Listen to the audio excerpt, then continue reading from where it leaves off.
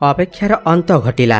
आपणकर जदि कुंभ राशि हुई थाए तेबे एही भिडियोटी को थरे मात्र शेष पर्यंत देखंतु, काहेकि ना कुंभ राशि व्यक्तिविशेष मानकर जीवन एही पवित्र कुमार पूर्णिमा ठारू बदलिबाकु जाउअछि। कारण ग्रह नक्षत्र मानकर चलन रे गोटे बहुत बड़ परिवर्तन हेबाकु जाउअछि, जहा द्वारा एमानकर जीवन रे चलीथिबा समस्त दुख कष्ट एवं समस्यार अंत हेबाकु जाउअछि एवं पुणी थरे खुशी फेरिबाकु जाउअछि। काहेकि ना आपणकर राशिर अधिपति शनिदेव नक्षत्र परिवर्तन करुछंती एवं बकरी चलन करुछंती एवं यह धीरे धीरे मार्गी अवस्था को आसीबे। यह सहित बुध जे कि आपणकर अष्टम रे थिले, बुध आपणकर भाग्य भाव को चलन करुछंती 3 अक्टोबर ठारू। यह सहित गुरु शुक्र एवं सूर्य मध्य राशि परिवर्तन करिवे, जहा द्वारा आपणकर जीवन रे किछि बड़ हेबाकु जाउअछि। आपणकर जीवन रे चलीथिबा समस्त दुख कष्टर अंत हेबाकु जाउअछि। एही कुमार पूर्णिमा ठारू पुनर्बार आपणकर जीवन रे खुशी फेरिबाकु जाउअछि।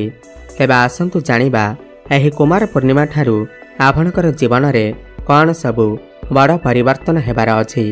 एहा पूर्वरु जदि आपणकर भी कुंभ राशि हुई थाए एवं आपण भी माँ लक्ष्मी को सच्चा हृदय भक्ति करुथांती, विश्वास करुथांती, तेबे एही भिडियोटी को लाइक करी कमेंट बॉक्स रे जय माँ लक्ष्मी अवश्य लिखि दियंतु। देखंतु पूर्वरु बुध आपणकर अष्टम रे थिबारु एवं शनि आपणकर अलगा नक्षत्र रे थिबारु एवं बकरी चलन करुथिबारु आपणकर खास करी स्वास्थ्य जनित समस्या देखा देउथिला। खास करी गळारे किछि समस्या, स्किन रिलेटेड समस्या देखा देउथिला, चर्म संबंधित समस्या देखा देउथिला। आपणकर बहुत अधिक धन जनित समस्या देखा देउथिला। आपण ऋण नैथिले किंतु ऋण सुझी पारु नथिले। ऋणर भार आपणकर ऊपर बढ़ी जाइथिला।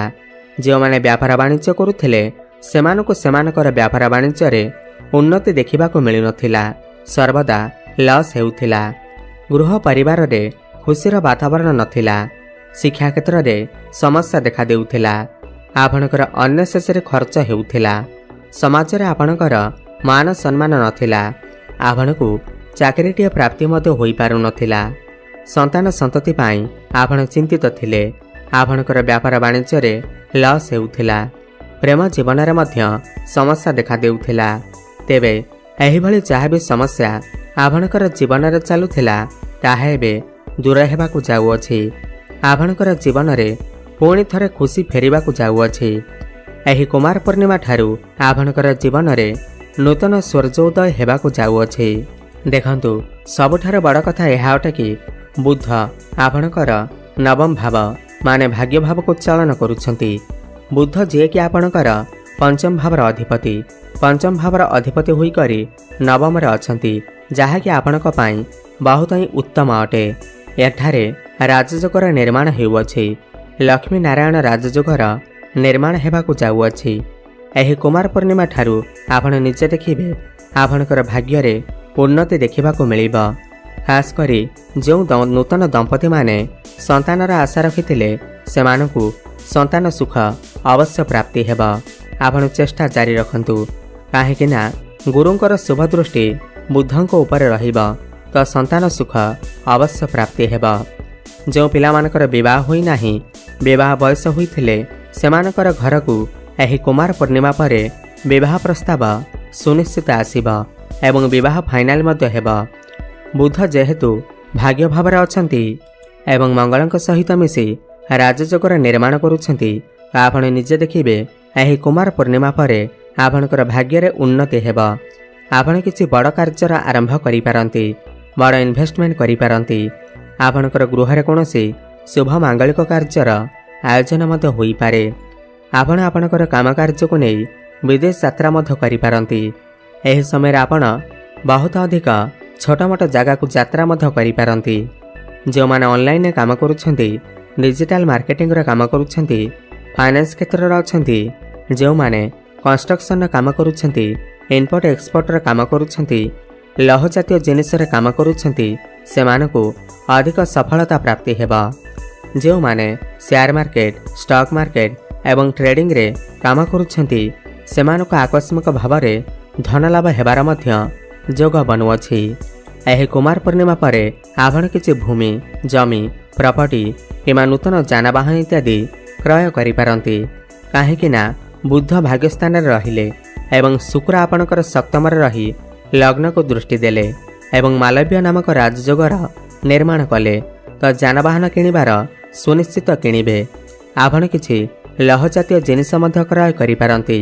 घर को कोनोसी मेसिन जातीय जिनिस क्रय करिकि आनि पारंती। एही कुमार पूर्णिमा परे आपण किछि धार्मिक स्थान को मध्य यात्रा करि पारंती। दूर स्थान को यात्रा करि पारंती। आपणकर मन धर्म आड़ को जाई पारे। कर्म भावर अधिपति मंगल मध्य भाग्य भावर अछंती तो कर्म क्षेत्र रे आपण बहुत अधिक उन्नति करिवे। आपणक पाखक नुआ नुआ काम आसीबा। आपण समस्त कार्य रे सफलता हासिल करिवे। सबठार बड़ कथा एहा अटे कि गुरुंकर शुभ दृष्टि लाभ भाव पर को रहुथिबारु जो माने बेरोजगार अछंती जो मानक पाखरे कोनोसी भी चाकरी बाकरी नाही सेमानकु नूतन चाकरी मध्य प्राप्ति होई पारे। कोनोसी एमएनसी कंपनी रु जॉब ऑफर मध्य आसी पारे किमा आपण जदि पूर्वरु चाकरी करिसंती ताहेले प्रमोशन हेबार जोग बनुअछि किंबा ट्रांसफर मध्य होई पारे। गुरु आपणकर लाभ स्थान को देखुथिबारु आपणकु चारि दिगरु लाभ ही लाभ प्राप्ति हेबा। भाई भौणीकर सपोर्ट आपणको प्राप्ति हेबा। आपणकर आय रे उन्नति देखिबा को मिलिबा। व्यय अपेक्षा आपणकर आय अधिक रहिबा। गुरु पंचम रे थिबारु प्रेम जीवन रे आपणको सफलता प्राप्ति हेबा। प्रेम जीवन रे जहा भी किछि पूर्वरु समस्या लागि रहुथिला कଳି झगड़ा मन मनांतर थिला जो मानकर कथावार्ता बंद हो जाइथिला ब्रेकअप आदि हो जाइथिला सेमानकर पुणी थरे कथावार्ता होई पारे। प्याचअप हेबार मध्य संभावना बनुअछि एवं जो माने भी सिंगल अछंती सेमानकु नूतन पार्टनर मध्य मिली पारंती। एवं पंचम भाव आपणकर शिक्षा क्षेत्र भाव होई थाए एवं गुरु मध्य शिक्षार कारक ग्रह तो शिक्षा क्षेत्र रे आपण बहुत अधिक उन्नति करिवे। आपण किछि बड़ डिसिजन नै पारंती। आपणकर मन पाठ पढ़ारे लागिबा। प्रतियोगितामूलक परीक्षा रे आपण उत्तीर्ण हेबे। जदि आपणकर किछि एग्जाम अछि एही कुमार पूर्णिमा परे कॉम्पिटिटिव एग्जाम अछि सरकारी क्षेत्र रे किछि काम अछि तेबे सेथिरे आपणकु निश्चिंत भाବରେ शुभफल प्राप्ति हेबा। शुक्र आपणकर सप्तम रे थिबारु एवं बुध आपणकर नवम रे थिबारु व्यापारी मानक पई एही कुमार पूर्णिमा परर समय अत्यंत शुभ अटे। सेमानको व्यापार वाणिज्य रे उन्नति प्रगति देखिबा को मिलिबा। व्यापार को नै नुआ नुआ आइडिया आपणक मन रे आसी पारे। आपण किछि नूतन व्यापार मध्य आरंभ करि पारंती। पार्टनरशिप रे आपण किछि व्यापार वाणिज्य आरंभ करि पारंती। एवं सप्तम भाव आपणकर वैवाहिक दाम्पत्य जीवन रे होई थाए।